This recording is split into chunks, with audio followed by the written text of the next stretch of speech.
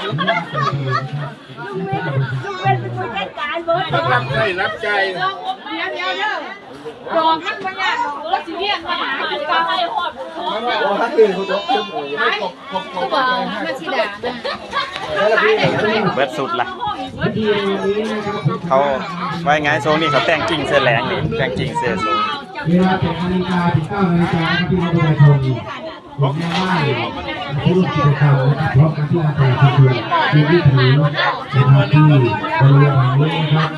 หลังจากนั้นโวยถ้าว่าเบิดสิมาซื้อถ้าเรือพงพอผาเดินทางมาถึงนะครับเราก็จะมีการเปิดอันรูปได้คำได้นะครับหอมได้กระหำโจ๊กนี่อยู่เลยฮะก็เลือกกินเป็นบางเฮือนก็สิบ่กินรูปได้คำได้กระหำโจ๊กมันจะลดควันซื้อเครื่องวิอามีนมันเนี่ย10 บาทออกต้องมีว่าบาทจังสี่โอ้งามประธานวิสาหกิจชุมชนท่านประธานในพิธีวันนี้นะครับของใจแต่น้ำเพิงนี่นะว่าน้ำตาลแพงนี่แล้วก็ประธานในพิธีเปิดหลังจากนั้นก็กินเพื่อสิเบิร์ดครบระบบวันแพ้นี่ละครบไปอีก10 บาท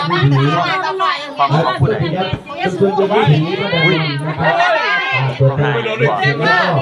ท่านประธานได้เดินชมผลิตภัณฑ์ของหมู่บ้านของเราวันนี้ทางว่า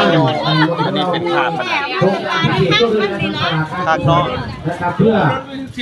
ทุนสร้างห้องน้ำสาธารณะนะครับตอนนี้ก็ใครที่จะมาร่วม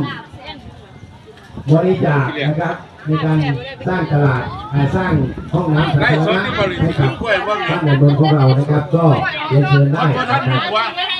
ขอให้ทุกคนมาร่วมงานเพราะท่านพี่หัวกินกล้วยได้หรือนะแต่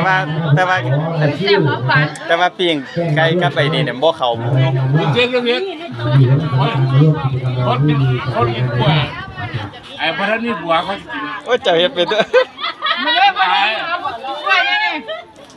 คนแต่หัวกินนี่เนี่ยผมว่าเขาที่หัวกินเนี่ยคณะก็จะไปนั่งชมวิว